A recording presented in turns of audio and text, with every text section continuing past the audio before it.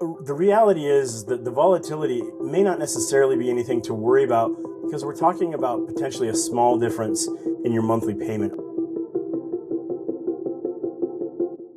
Hello, everyone. Welcome to Mortgage Minute. My name is Matt Thomas. I'm joined by Brian Dewald. Brian is a longtime lender, and we have been working together for quite a while now, probably close to a decade, I would say. Brian, I took a look back and noticed that we started doing Mortgage Minute updates back in 2022, and that's Wow. precisely when the mortgage market started getting kind of volatile. That's, of course, we remember when rates were, in the threes and fours, and everyone was happy.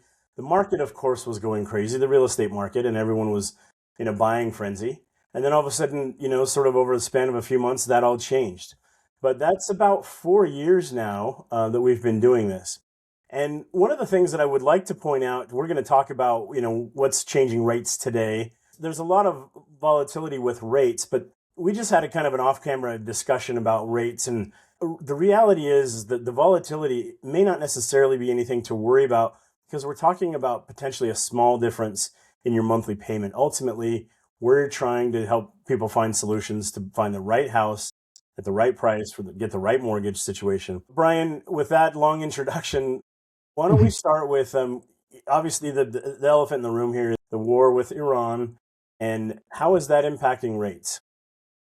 Yeah, this is a great point. It's having a pretty big impact, bigger than a lot of other items of data that we see on a daily basis, right? Whether it's inflation or we talk a lot about these between the inflation and job information. The last few days here we are on March 11th. Epic Fury started on February 28th. And since then, we've seen oil prices go up pretty substantially. I think at the beginning of the war, there were some around $60. Right now, they're sitting around $90. And there's a lot of volatility in that even throughout the day, which has caused a lot of other financial markets, of course, some instability, right? So whether it's stocks or bonds, bonds are what creates mortgage prices. So when bonds are shaky, mortgage prices and mortgage rates can be a little shaky. So, yep, that's the name of the game right now. Volatility due to rise in oil prices. We've seen it in the past, and that's what we're up against right now. Well, Brian, to that point, I mean, we can report this by the time I get this video edited.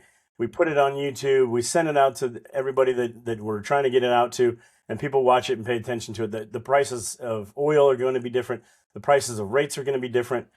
And the point, like I said before, is I'd like to make is that, despite the volatility, if we understand what's going on, you talk to professionals about this, like yourself, and have a good sense of what to do and the game plan to move forward with. This isn't just, or it's not just, we're not just throwing this out just to make people feel good. There is a range of tolerance that most people have. And if the rates are fluctuating by, an eighth of a percent, a quarter of a percent, most people can very easily absorb that in their mortgage payments. While the higher rate might not be desirable, there's a small fluctuation can usually be absorbed. Is that right? Yeah, I would agree. Well, we did some quick math just to make sure we can sort of explain this in real basic layman terms. So on a $500,000 mortgage, the difference in a quarter of a percent changes about $80 a month. So $500,000 is a big mortgage. $80 a month over the life can add up, but we've always got different opportunities we can look at as well. Of course, yeah. And if that means that you're not buying pizza once or twice a month, um, you know, that's unfortunate, but it's also probably if things are that tight for you, we maybe need to look at a different product or a different house or a different price point anyway. But as you mentioned, you kind of alluded to this, that these when rates are moving based on a war or more specifically oil prices, we've seen this in the past, and I think you mentioned that historically these spikes have kind of been short-lived. What are we seeing now? Sure. Yeah, we don't know. It's this data is going to be very dependent on how long the war lasts, right? The last three sort of episodes that we saw going back to 2020 were really short little episodes where there was somebody that got assassinated, and then there was the Hamas attack in Israel that was relatively short lived. There was the U.S. bombed Iran a year ago or whatever that was last year, but it was just a 1 day or a very short. It wasn't an ongoing war.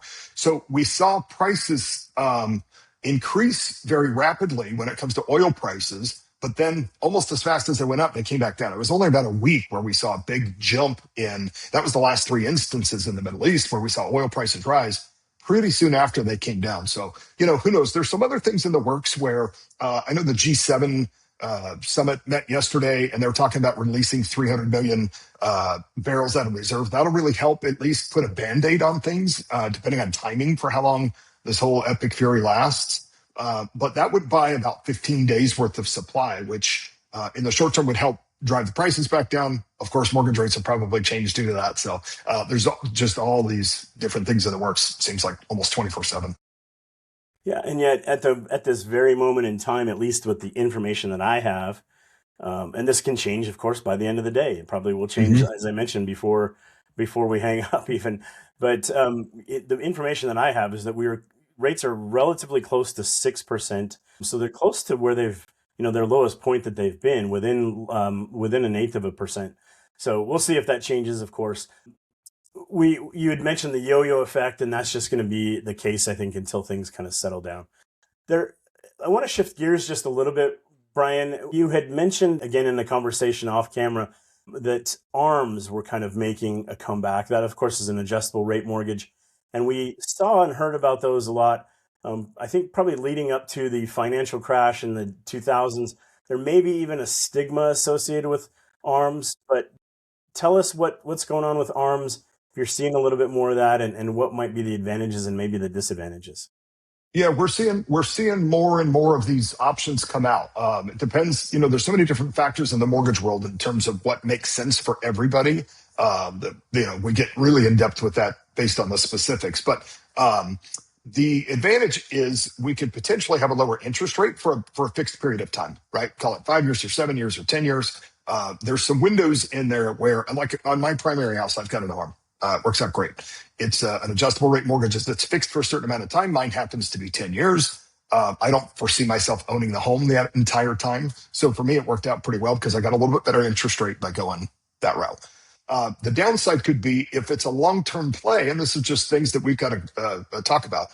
If this is a forever home for somebody, probably doesn't make sense to look at an adjustable rate mortgage. And the other downside is if it's a shorter term, right, like a 5 year or shorter term on the fixed period, they can be harder to qualify for. So like on a 5 year adjustable rate mortgage, let's just say the regular rate is 5%. We have to qualify at 7% to make up that difference. So it could be depending on the type of ARM that we're looking at. So some of the downfalls are, rates could go up at some point if you have the house for that long, and the qualifying can be tough on some of them as well.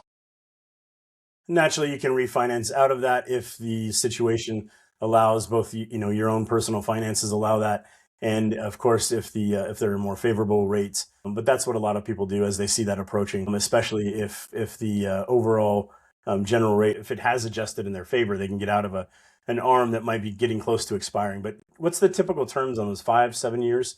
You mentioned a 10. Yeah, 5, 7, 10 are the common ones. There's some really off the wall ones that are 1 and 3 year, locked in periods. But commonly we look at, I prefer to look at 7s and 10s because we qualify at that actual rate instead of 2% higher. The 2% higher qualifying is really hard for a lot of folks right now. And once again, I think the point is that there are options. This just happens to be one of the newest, latest options that it's certainly not new, but it might be, something that we hadn't seen or paid a lot of attention to. Or maybe these options have always been out there. Maybe that's more correct to say, but they just didn't make a lot of sense for people either to take that type of mortgage or for a lender to offer that type of a mortgage. But in this case, I guess, it's a case by case basis. Is that right? We just see what your scenario is, and that might be one of the options that could be appealing. It might make sense for you, and it might not. Yeah, I would agree. Every situation's, a little different. So we take a really broad approach to look at all the options and at least have a discussion with everybody to see if it makes sense. Fantastic. I appreciate you as always, and appreciate your insights. If you're watching these regularly, please subscribe. Please pass these on to anybody else that you think these might be beneficial for. And we would love to help you not only find the right mortgage and then ultimately find the right home for you, to help you out in your situation. That's what these are for. That's why we're keeping you apprised of what's going on and how we see it, how we operate and navigate in today's mortgage and real estate world. So With that, Brian, I appreciate your time, and we'll sign off for now. That's good. See you soon.